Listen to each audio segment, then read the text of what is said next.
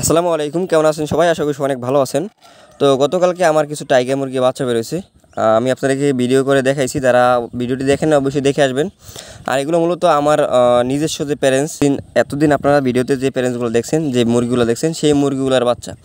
তো যাই হোক, এগুলোকে মূলত আজকে আমি ব্রুডিং করব এবং ব্রুডিং সম্পর্কে আপনাদেরকে বিস্তারিত জানানোর চেষ্টা করব, ব্রুডিংয়ের গুরুত্ব সম্পর্কে। তো ধৈর্য ধরে সবাইকে সম্পূর্ণ ভিডিও দেখার জন্য অনুরোধ রইল, এবং যারা এখনও চ্যানেলটি সাবস্ক্রাইব করেন না অবশ্যই চ্যানেলটি সাবস্ক্রাইব করে দেবেন। তো এই হচ্ছে আসলে আমার প্যারেন্টসগুলো, এদেরই বাচ্চা। তো দেখো তোমাদের বাচ্চা আসলে তোমরা চিনতে পারতেছো কিনা। আর টাইগার মুরগি আসলে কোনো মাতৃত্ব নাই। টাইগার সোনালি, তারপর ফার্মি, এদের কোনো মাতৃত্ব ভাব নেই। ওরা বসে না বা তা দেয় না, এই জন্য আসলে ওদের বাচ্চার প্রতি কোনো মায়া বাসনা নাই আসলে, এক কথায়। তো আমার এই জায়গায় যে বাচ্চাগুলো আমি আপনাদেরকে দেখাই, এই যে দুইটা মোরগ দেখতে পারতেছেন, কালো সাদা এবং লাল সাদা দেখাইলাম, এই যে। তো এইরকম হবে, বেশিরভাগ বাচ্চাই হবে এরকম। আর কারণ আমার এই জায়গায় মোরগ বেশি এরকমের। আরেকটা মোরগ আছে এই যে কালো টাইপের, কালো লাল, এই মোরগটা আসলে আপনার সামনাসামনি না দেখলে বুঝবেন না, একটা খাসির মতন আর কি দেখতে। তো আমি যেহেতু ভিডিও করতেছি, ভিডিওতে হয়তো বা ক্যামেরা ওইরকম বোঝা যায় না, সামনাসামনি দেখা আর ক্যামেরা দেখা কিন্তু দিন রাত পার্থক্য। তো যাই হোক, এগুলোকে আমি মূলত বোর্ডিংয়ে নিয়ে আসলাম। আর আপনারা দেখতে পাচ্ছেন আমার এই জায়গায় কিন্তু বোর্ডারের লাইটটা কিন্তু অনেক আগে থেকেই জ্বালানো। এইটা জ্বালানোর কিন্তু কারণ আছে। আমি যদি মুরগির বাচ্চা আনার পর তারপর জ্বালাই দিই, তাহলে কিন্তু বোর্ডারটা ঠান্ডা থাকবে। সেক্ষেত্রে বাচ্চা কিন্তু একটু ঠান্ডা অনুভব করবে, যেহেতু আমি মেশিন থেকে বের করে আনলাম।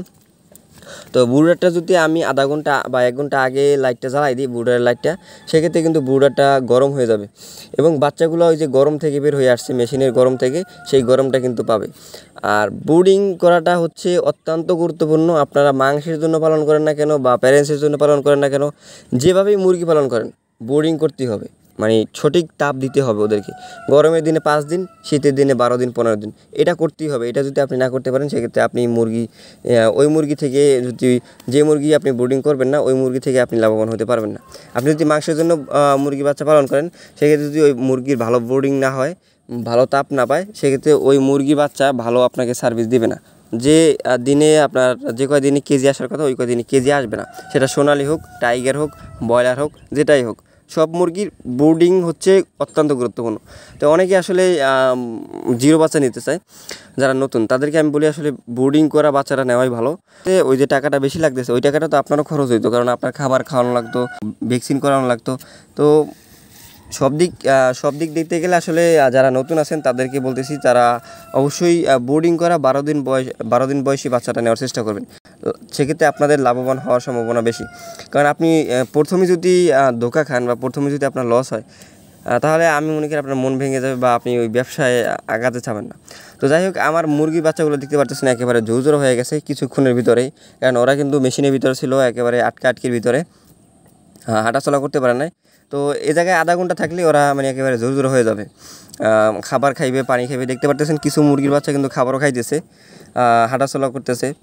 আর মুরগির বাচ্চাগুলোর কোয়ালিটি সম্পর্কে যদি বলি, আলহামদুলিল্লাহ কোয়ালিটি খুবই ভালো।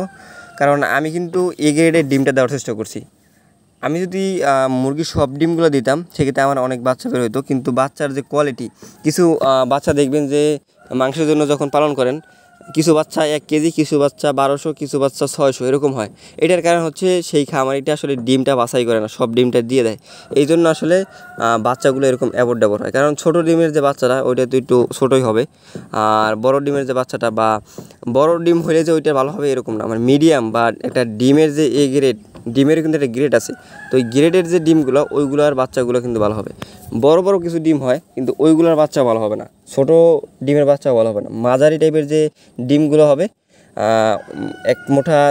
এক মাথা চিকন দেখবেন, আর এক মাথা একটু মোটা, এইগুলো হচ্ছে এই গ্রেডের ডিম। শেপটা কিন্তু একেবারে ডিম যেরকম দেখতে ওরকম হবে। এই ডিমগুলো থেকে ভালো মানের বাচ্চা বের হবে।